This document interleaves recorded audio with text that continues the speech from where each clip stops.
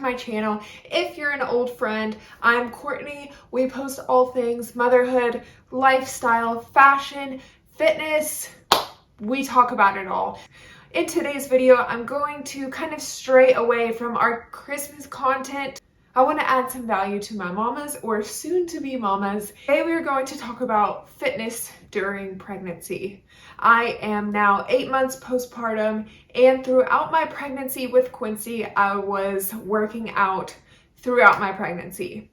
With that being said, I am not perfect, and pregnancy is not all rainbows and sunshine. So there were some weeks that I would maybe just work out once a week, twice a week, or I would completely just walk.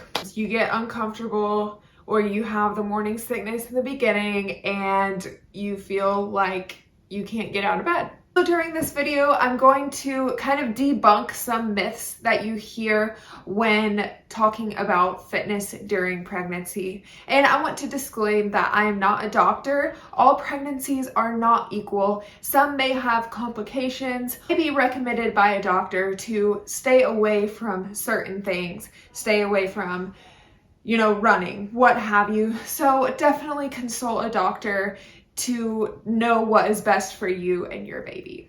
Being a mom that has had a miscarriage before, I can definitely see where this may be a concern. One of the myths that I've heard out there is that working out in your first trimester is a big no-no. Like I said, consult your doctor, but working out in the first trimester can also help kind of combat some morning sickness and combat some fatigue as well. Definitely try to keep working out, especially if you had a healthy lifestyle before getting pregnant. If anything, just go for walks or ride the bike, whatever. I know in my pregnancy with Quincy in the first trimester, I was mostly walking and doing very lightweight exercises due to just move my body. Another myth is that you are not able to exercise your core. With that being said, as your baby grows, your belly grows obviously, and you are unable to lie supine with any core exercises, any crunches. You're not able to do your average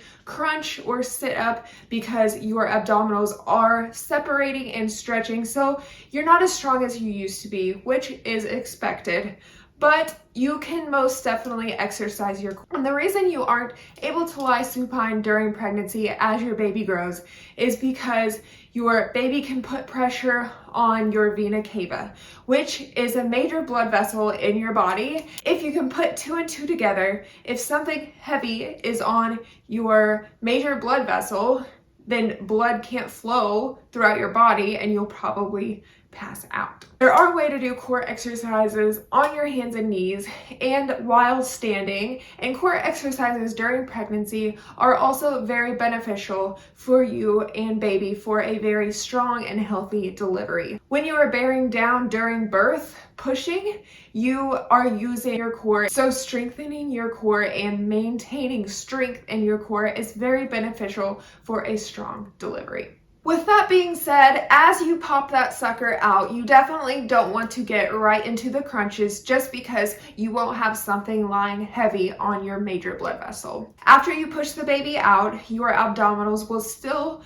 be compromised, still be stretched. As you crunch, your abs will not be together and able to support you. There are exercises that you are able to do to bring those abdominal muscles back together over time. If you're interested in postpartum fitness, I can also make a video on that. Make sure you comment below to let me know. Another myth is that you cannot overexert yourself and your heart rate must stay under 1. Overexerting is kind of a broad term because it means different things for every woman. We have Sally here who maintains a very healthy lifestyle before and during pregnancy, so her resting heart rate will be very different than Jill, who doesn't exercise normally but wants to start working out during pregnancy for a healthy delivery and a healthy baby.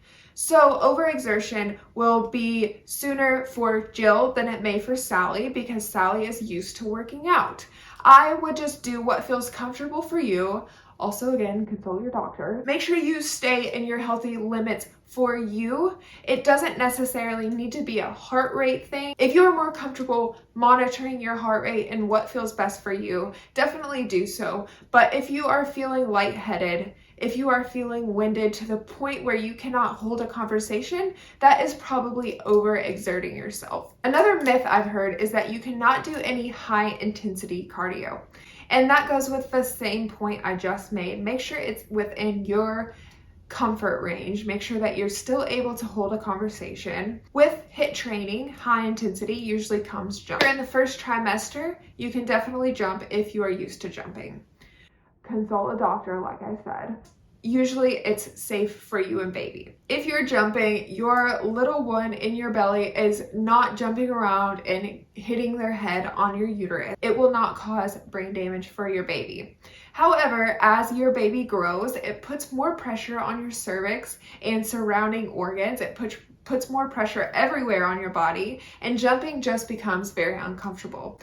Once you get in the third trimester, jumping can compromise your cervix and possibly cause you to dilate. So you definitely don't want to have a harsh landing flat-footed. Another myth that I'm going to debunk is that you have to stop working out by X. If your doctor tells you to do so, then go ahead and do what he or she recommends.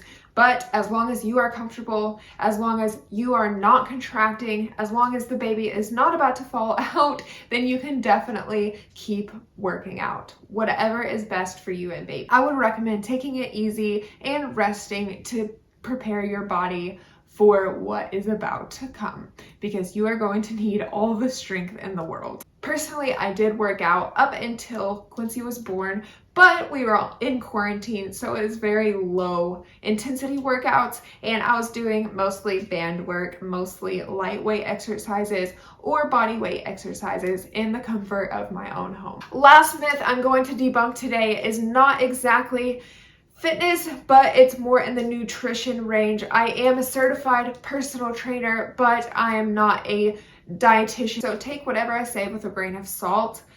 But I do have some knowledge with myself and past clients. As the baby grows, yes, you have to eat more, but you are not eating for two. Usually you are eating 2,000 calories for yourself, around that range. And then when you give a full-term baby, you usually add an extra 300 calories. With that being said, don't eat until you feel like you can't breathe, just to meet that range. Just eat when you feel hungry and stop whenever you're full. You don't need to pay too much attention to the count of your calories, but more so whatever is healthy, with giving yourself those treats and whatever feels best for you. Key in fitness during pregnancy is modify. If you're not comfortable jumping, do maybe a calf raise. If you're not comfortable doing burpees, you may have to do a modified burpee. If you are not able to squat all the way down, you don't have your full range of motion because your belly is in the way,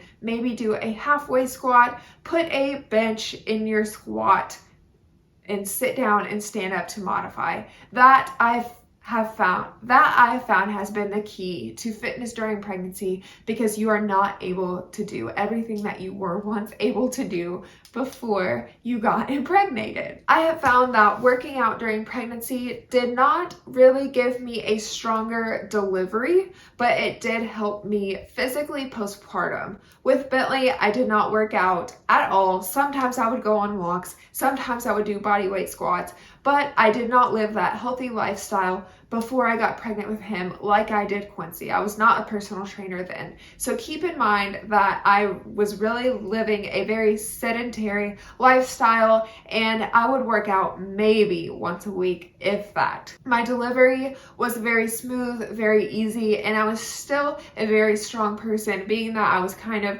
younger in my years. I was 19 years old.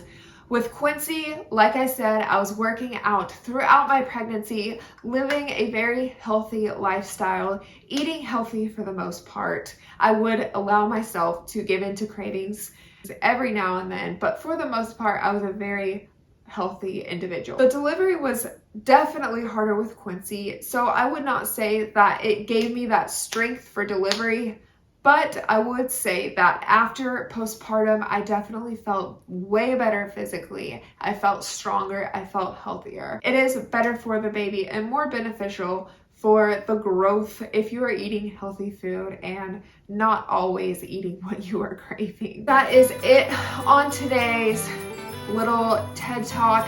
Fitness during pregnancy, debunking some of the myths that you have heard. I hope this helped in your fitness journey during pregnancy if you are either pregnant or trying to get pregnant, or maybe you'll get pregnant in the future. Thanks for joining, and I hope that I have added value to some of the mamas or soon-to-be mamas out there, and I definitely want to keep adding value to you guys because motherhood is a big part of my life and a big part of who I am, so I definitely want to help other women out there that feel the same way as I do or go through the same things as I do.